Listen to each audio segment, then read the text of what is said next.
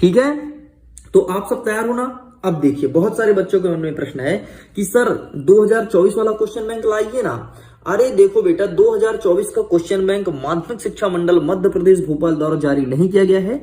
जो मार्केट में बिक रहा है वो पुराना प्रश्न बैंक को वो सन चेंज करके बेच रहे हैं। तो चाहे पुराना हो या नया, जिस क्वेश्चन को टिक कराऊं उसे पढ़ के जाना, डेफिनेटली तुम टॉप करोगे। Got it. चलिए हम ओपन करते हैं। यहां से हमारा क्वेश्चन बैंक स्टार्ट होता है। पूरा का पूरा ब्लूप्रिंट के अकॉर्डिंग टिक कराऊंगा जो आपके इस बार अर्धवार्षिक परीक्षा में पूछा जाएगा। देखो बेटा, यहां से स्टार्ट होता है। सबसे पहले हम कवर करेंगे हिंदी क्षितिज भाग 1 काव्यखंड। काव्यखंड से कौन कौन से प्रश्न आएंगे अच्छे से देख लो ध्यान से। सबसे पहले देख लो, हथकड़ियों को गहना क्यों कहा गया है। मां कसम खा के कहता हूं ये पहला प्रश्न, हथकड़ियों को गहना क्यों कहा गया है, तुम्हारी परीक्षा में आएगा। गारंटी के साथ कहता हूं, डंकी की चोट पे कहता हूं, बार बार दावा ठोकता हूं, मतलब समझो आएगा आएगा आएगा। यार अर्धवार्षिक में आता था ना, हथकड़ी गहना किसे कहते हैं, सुन लो इसको, इसका उत्तर क्या लिखोगे। हथकड़ी जो होता है वो वैसे तो अपराधी पहनते हैं ना, ऐसे हाथ में पहनते हैं अपराधी, दोनों हाथ में लगा रहता है, भाग नहीं पाते हैं, तो ये तो अपराधी पहनते हैं। लेकिन कभी कहते हैं कि परंतु देश प्रेमी और जो स्वतंत्रता संग्राम सेनानी होते हैं उनके लिए भी ये कोई गहने से कम नहीं है। क्यों? क्योंकि वो भी कसम खा लिए हैं कि हम देश को स्वतंत्र कराएंगे, देश को उन महान उद्देश्य तक ले जाएंगे जहां पर देश को सभी देश का नेतृत्व करने के लिए खड़े होना चाहिए। इसलिए कभी हथकड़ी को गहना कहा है। ये प्रश्न आपके परीक्षा में आएगा। आगे बढ़ते हैं नेक्स्ट कहता है कि कवि माखनलाल चतुर्वेदी को कोयल से ईर्ष्या क्यों हो रही है। फिर से आएगा, गारंटी के साथ कहता हूं तुम मिला लेना। तो इसलिए हो रही है, इसका भी उत्तर सुन लो। कोयल स्वच्छंद उड़ती है आकाश में, बढ़िया चहचहाते रहती है, मीठा मीठा बोलती है, और कभी कहते हैं कि हम तो दिन भर काल कोठरी में बंद रहते हैं। कोयल की गीत सुनकर के कवि को बड़ा गुस्सा आता है कि यार ऐसा स्वच्छंद हो ना, आकाश में उड़े रहो, खुली तरीके से विचरण करो। इसलिए कवि को कोयल से ईर्ष्या थी। समझ गए।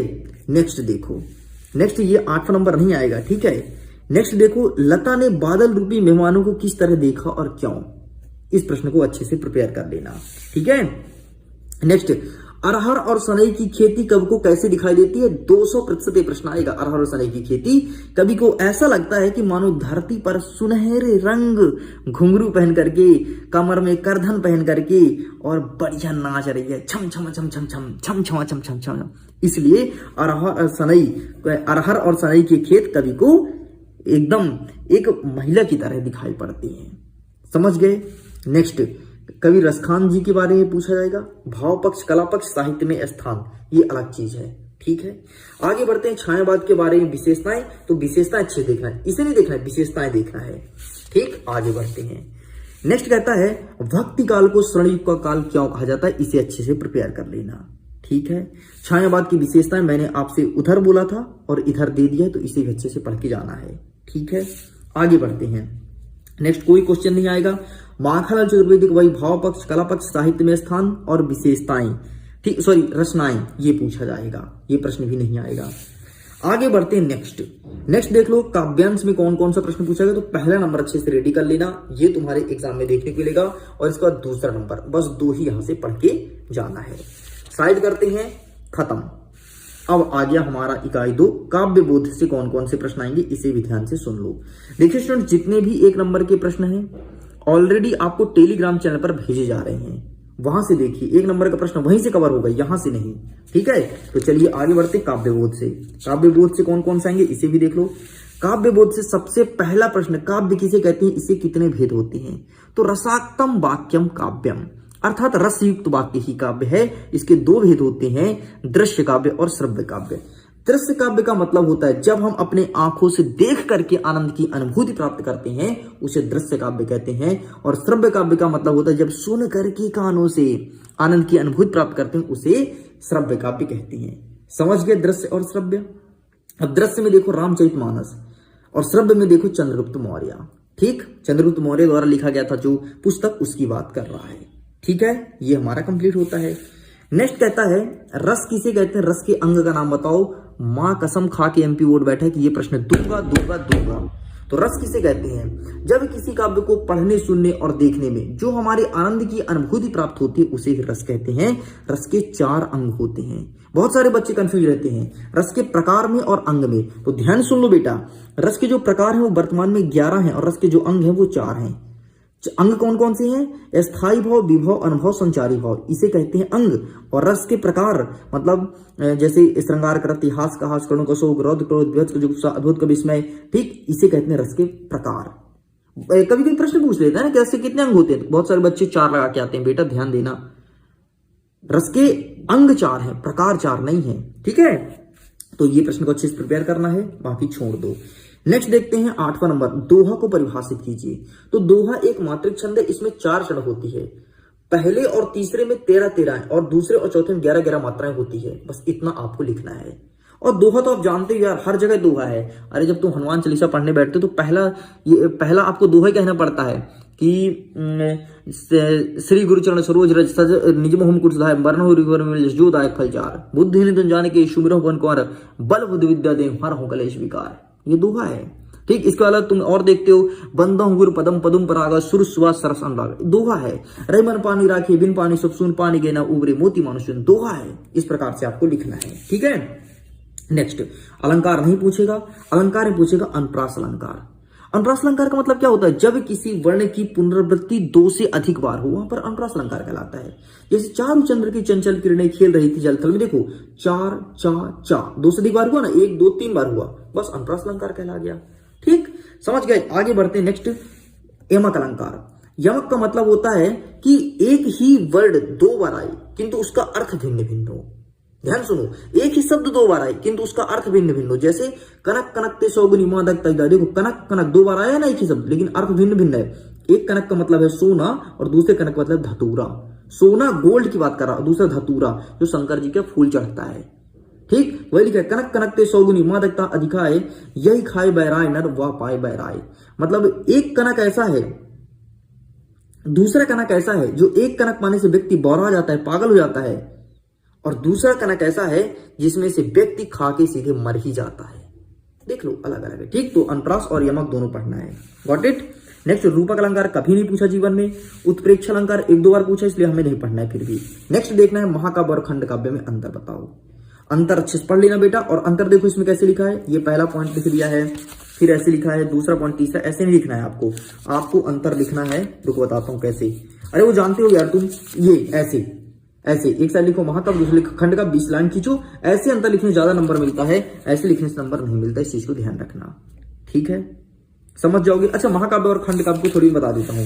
देखो महाकाव्य होता क्या है, जब किसी भी व्यक्ति के बारे में या कोई भी चीज हो जिसका समग्र वर्णन हो, महाकाव्य, महाकुंभ नहीं बोलते, महाकुंभ का आयोजन, और देखोगे यूट्यूब चैनल मैराथन क्लास चल रहा है, तो उसे कहते हैं महाकाव्य। मतलब जब कोई चीज आपका स्टार्ट से लेकर के अंत तक पूरा डिटेल से वर्णन किया हो उसे महाकाव्य कहेंगे। और खंड काव्य जब कोई आंशिक चित्रण हो उसे खंड काव्य कहते हैं। तो ये आपका हो गया महाकाव्य और खंड काव्य, ठीक है। आगे बढ़ते हैं। नेक्स्ट, मात्रिक छंद और वाणिक छंद किसे कहते हैं? नाम से स्पष्ट है, मात्रिक छंद। देख लो, मात्रिक छंद मतलब जिसमें मात्राओं की गणना की जाती है, और वाणिक छंद जिसमें वर्णों की गणना होती है। खत्म, बस इतना पढ़ना यार, ये भी खत्म। नेक्स्ट आ गया हमारा इकाई 3 गद्य खंड। गद्य खंड से कौन कौन से प्रश्न आएंगे इसे भी देख लेते हैं। अरे भाई एक चीज बताऊंगा, पेपर फड़वाऊंगा, टेंशन मत लो। अगर तुम मिडिल एजुकेशन के रेगुलर स्टूडेंट हो तो टॉप केवल तुम ही करोगे, गारंटी के साथ कहता हूं, डाबा ठोक के कहता हूं, डंके की चोट पे कहता हूं, क्या समझ के रखे हो, ठीक, टॉप कराऊंगा। नेक्स्ट देख लेते हैं गद्य की प्रमुख विधाएं। तो निबंध, कहानी, नाटक, एकांकी, उपन्यास, ये गद्य की विधाएं प्रश्न पूछेगा, ठीक है। वहां की कोई प्रश्न नहीं आएगा, छोड़ दो, वही प्रश्न बताऊंगा जो तुम्हारे परीक्षा में आएगा। एकांकी की विशेषताएं, वैसे एकांकी विशेषता नहीं पूछता, एकांकी में अंतर पूछता है, तो विशेषताएं देख लेना। नेक्स्ट देखो, प्रेमचंद्र की रचना लिखते हुए उनका साहित्य में स्थान बताना, मतलब वही बोलता है 2 रचनाएं, भाषा और शैली, ये चीज बताना है प्रेमचंद्र जी का। स्क्रीनशॉट ले लो प्रश्न का। उत्तर अच्छा नहीं दिया है, अच्छा उत्तर देखने के लिए आपको अपना परीक्षा बोध परीक्षा अध्ययन में जाना पड़ेगा, ठीक है। नेक्स्ट, महादेव वर्मा इसके पड़ोसी हैं, ये भी आपके परीक्षा में पूछेगा। लेकिन जो परीक्षा का पसंदीदा प्रश्न है वो ये है कि काजी हाउस में जो कैद पशु थे इनकी हाजिरी क्यों ली जाती थी? तो इसकी कहानी सुन लो। काजी हाउस पता है क्या होता है? कानी हाउस टाइप से होता है, मतलब जहां गाय भैंस को रखा जाता है। तो यहां पर क्या होता था कि ये पशु का एक तरह से जेल था, यहाँ पर आवारा पशु को बंदी बना करके लोग बाग डाल देते थे, किसी जैसे फसल खा रहा है तो वहां डाल दिए। ठीक, तो आप उत्तर क्या लिखोगे कि जो काजी हाउस था एक प्रकार के पशुओं का जेल था। यहाँ पर आवारा पशु को बंदी बना करके रखा जाता था और उनका रिकॉर्ड रखा जाता था कि डेली कितने पशु हमारे यहाँ आए हैं और कितने लोग छुड़ा छुड़ा करके ले गए हैं। ठीक, तो डेली रिकॉर्ड रखा जाता था ताकि जब कभी मालिक आए तो मालिक को उनका पशु उनके हाथ में सौंप दें, कुछ पैसे जुर्माना लेकर के। अब तो बंद हो गया है, सरकार जो जब से बीजेपी सरकार आई तो ये सब बंद करवा दी है, लेकिन सच में बहुत अच्छा था। आपके यदि पशु नहीं मिल रहा है ना, कहीं मत जाओ, केवल यहाँ चल जाओ काजी हाउस में, डेफिनेटली आपका पशु मिल ही जाएगा, है ना। और पहले लोग प्रेम भी करते थे यार पशु, सब देखो ना, कोई प्रेम नहीं करता। अब लोगों को कुत्तों से प्रेम है। आप खुद बहुत सारे बच्चे वीडियो देख रहे हो, आपके घर में कुत्ता होगा, लेकिन ऐसे बहुत ही कम बच्चे होंगे जिनके घर में गाय हो। और जिनके घर में गाय है सच में बहुत सौभाग्यशाली हैं। गाय को पालो यार, उनका रिस्पेक्ट करो, उनका आदर करो, उनका चरण स्पर्श करो, बहुत आगे जाओगे। ठीक है, खैर अभी हम छोड़ते हैं, अभी हम यहाँ पर प्रमोट करने नहीं आए हैं, लेकिन आपको खुद अपने स्तर पर समझदारी रखनी चाहिए कि हमें गाय का चरण स्पर्श करना चाहिए। ठीक, खैर देखो, काजी हाउस में पशु की हाजिरी क्यों ली जाती है, तो जो काजी हाउस था उसमें आवारा पशु को रखा करते थे ताकि, और उसका रिकॉर्ड रखते थे कि जब मालिक आए तो मालिक को जुर्माना लेकर के उसको छोड़ दे। अगर मालिक को नहीं मिल पाता था या फिर कोई उसका मालिक नहीं आता था तो उस पशु की नीलामी होती थी, कितने रुपए में कौन लेगा, इसलिए डेली डेली हाजिरी ली जाती थी। समझ गए, अब पढ़ लेना, यही सब लिखा होगा। आगे देख लेते हैं, छोटी बच्ची को बैल के प्रति प्रेम क्यों उमड़ा। अब इसकी कहानी सुन लो।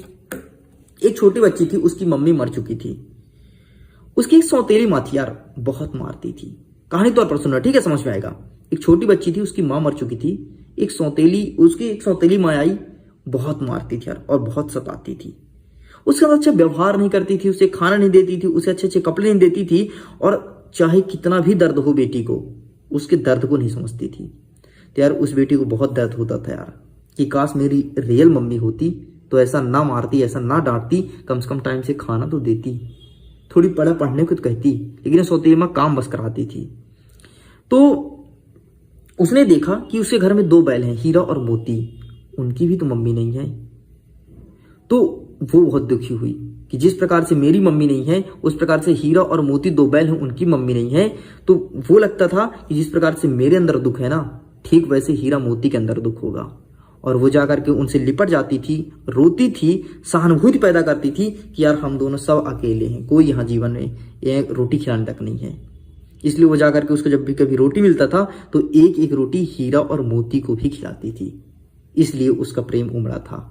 समझ गए, चलिए, तो मैं उम्मीद करता हूँ इसे लिख पाओगे। नेक्स्ट क्या कहता है, तिब्बत के लोग क्या लेकर घूम रहे थे, तो ये साले हथियार लेकर घूम रहे थे तिब्बत के लोग। ये प्रश्न 1 नंबर पे पूछा था, ठीक है, एक बार। चलिए साइड करें, इतना ही आ रहा है। नेक्स्ट, सलीम अली पक्षी वैज्ञानिक कैसे बने, इसकी भी कहानी सुन लो।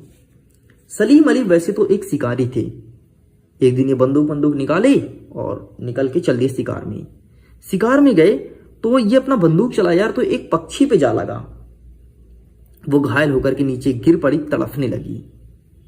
पता नहीं तड़फने लगी तो इनके हृदय में अचानक परिवर्तन हुआ यार कि बताओ मैंने इसको मार दिया, तड़फ रही है, इसके बच्चे कहाँ जाएंगे। उनका मन बहुत दुखी हुआ, वहां पर बैठ के रोने लगे और उसी दिन से उन्होंने कसम खा लिया कि आज से हम शिकार नहीं करेंगे। और उसी दिन से ये पक्षी वैज्ञानिक बन गए, मतलब पक्षियों के बारे में रिसर्च करने लगे, उनको बचाने लगे। इस प्रकार से सलीम अली पक्षी वैज्ञानिक बने थे। समझ में आया, ऐसी कहानी है यार, रट्टो मत बेटा, टॉप करा दूंगा, इसीलिए बोलता हूं, ठीक है। नेक्स्ट देख लो, ये वाला प्रश्न आपकी परीक्षा में आएगा, इसे अच्छे से पढ़ लेना, ये वाला पढ़ लेना, 2 यहां से प्रिपेयर करना है, बस 2 ही यहां पर देखने को मिलेगा, ठीक है। और देख लेते हैं क्या, बस इतना ही आ रहा है। नेक्स्ट आ गया आपका भाषा बोध।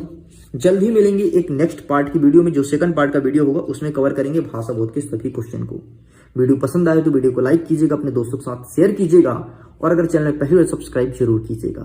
मन में कोई प्रश्न हो तो इंस्टाग्राम पर मैसेज करके पूछ सकते हैं, टेलीग्राम पर पीडीएफ डाउनलोड कीजिए। इतना ही नहीं, लिंक डिस्क्रिप्शन बॉक्स में है, जाइए जाकर के वहां से एक पीडीएफ को डाउनलोड कर सकते हैं। मैं वीडियो बंद करता हूं, आपके एग्जाम के लिए all the best, bye bye.